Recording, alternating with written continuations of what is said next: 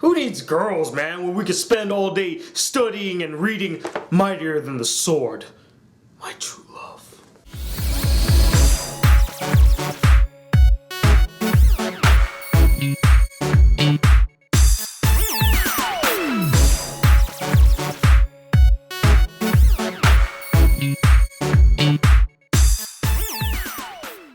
The Black Critic Guy here to present my first anime review of the new year, and that anime is a mouthful. Hold on, I gotta read this one. It's a long title. Ore no Kanajo to Osanana Jimi ga Shuraba Shujiru. Or in the English translation, my girlfriend and childhood friend fight too much, or in its shortened form, OreShura. So the basic premise of OreShura follows Etta Kiddo, who's a high schooler who's all about #that study life and considers himself to be anti-love. That is until he meets a girl by the name of Matsuzu Natsukawa, who's this girl who gets asked out by all the guys, and all the guys just freaking adore and love her. But Matsuzu is sick and tired of all these guys asking her out time and time again, so she blackmails Etta to be her boyfriend, and the two of them form this relationship, and comedic situations and misunderstandings ensue. Now, I was recommended to watch this anime by one of my subscribers, Carlo Yap. And also, you guys voted on the 4 animes that you want me to watch this January, and one of the 2 that got the highest votes was OreShura. And I gotta say, I enjoyed many facets of this anime, although there are a lot of other facets that just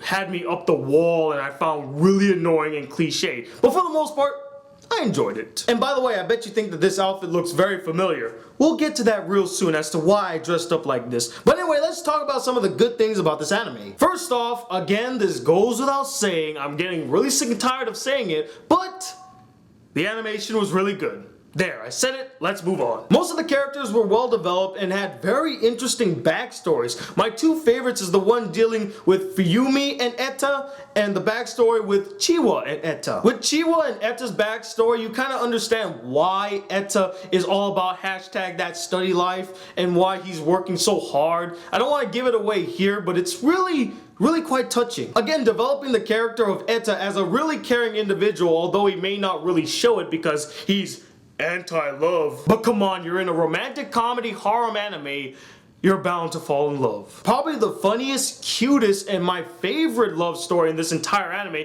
was the one between Fuyumi and Etta. I found that adorable, and I loved every episode and scene that they shared. I felt like they had the best chemistry out of anybody in this entire anime, and honestly, I wish it was the main focus. Like, if that relationship was the center of this entire anime, I probably would have loved this anime. That or Chiwa, although hers is a bit more cliche, I did like their relationship and felt like it could have been the center of the anime as well. But come on, Achan for the win! Other characters in the anime include Himika, who's referred to as Hime-chan, which means princess in Japanese, and she had this delusion that she met Etta in a past life as the something pudding princess, I believe is what she called herself, which was pretty hilarious, I'm not gonna lie. One of the side characters that I found very interesting and I would have loved to know more about him was Kaoru.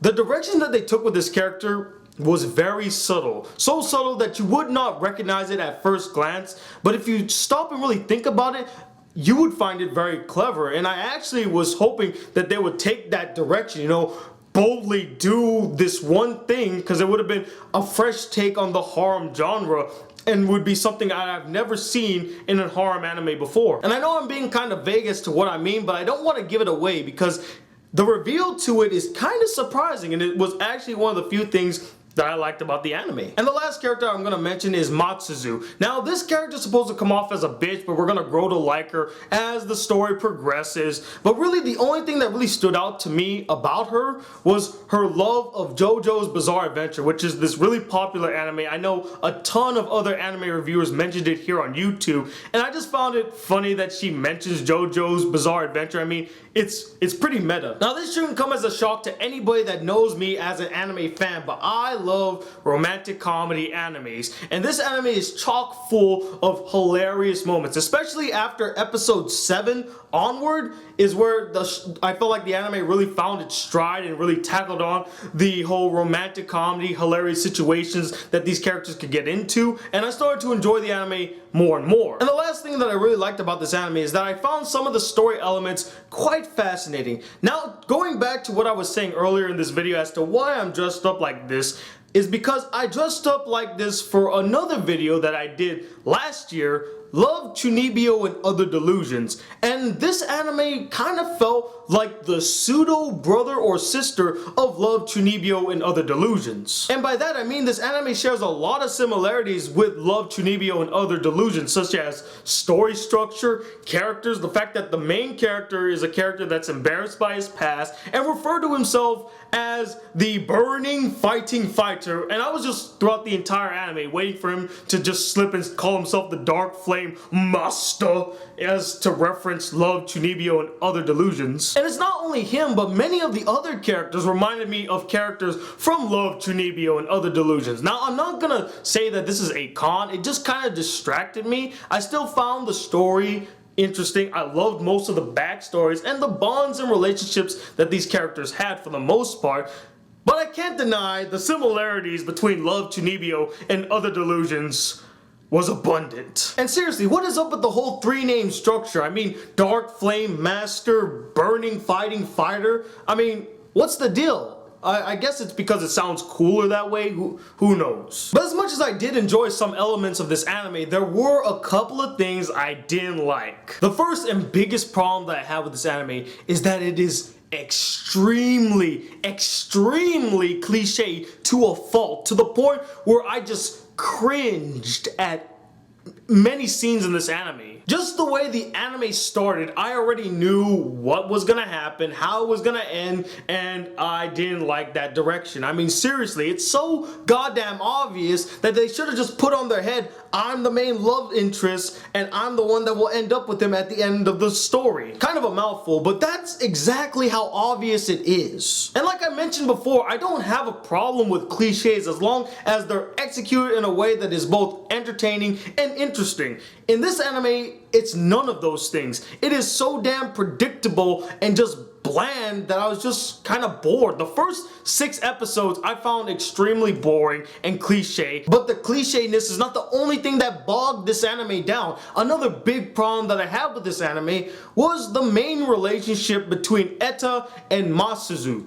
I never once bought it, and I know the whole point is that it's supposed to feel like it's this fake relationship, and because they both are anti-love, they're gonna form a bond and connection to the point where they really do love each other. I never once felt a genuine connection or intimacy with these two characters, which is a huge problem when you're trying to convey it as the main love story. If you can't connect to the main love story, then you're not really gonna care. I'd rather Etta's relationship with either Chiwa or Fuyumi be the main love story, because those were the most interesting, well-developed, and the strongest bonds in this entire anime.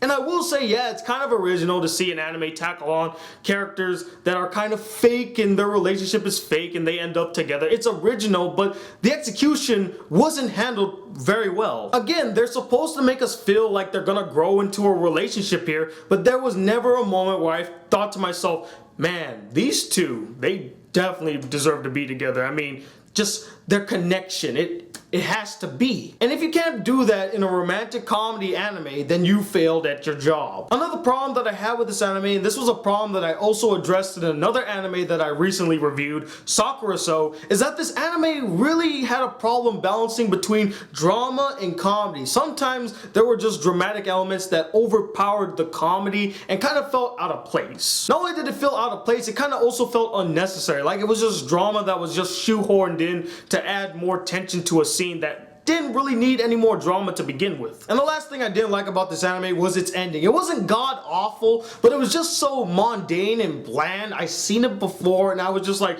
oh, okay. He ended up with her. That's bravo, good job. And it kind of ends in the middle of a love triangle that is unresolved in a sense, so I'm guessing there's gonna be a second season if it's really popular, so I would like to see what would happen there, and it would be interesting to see a twist in the story, but who knows? Considering how cliche the first season is, I have a feeling the second season will follow suit. But overall, although I found it extremely cliche and the main love story unconvincing, I still enjoyed many parts of OreShura with its likable and fun characters, interesting backstories, and comedic moments that as a fan of romantic comedy animes, I got a kick out of. And that's why I'm gonna give this anime a 3.5 out of 5 stars. It's not great, but it's a rather enjoyable anime. But anyway, what did you guys think of this anime? Did you love it? Or did you find it par for the course and kind of dull, you really didn't care? And let me know, what is the weakest love story you've ever seen in an anime? Comment below, let me know. And until then guys, hit that subscribe button if you're new to my channel. Welcome to the Black Critic Guy. Like this video if you really enjoyed it, and like my Facebook page if you have not done so. Link will be in the description. And I'm Tony Wilder II, the Black Critic Guy. Till then, peace, YouTube.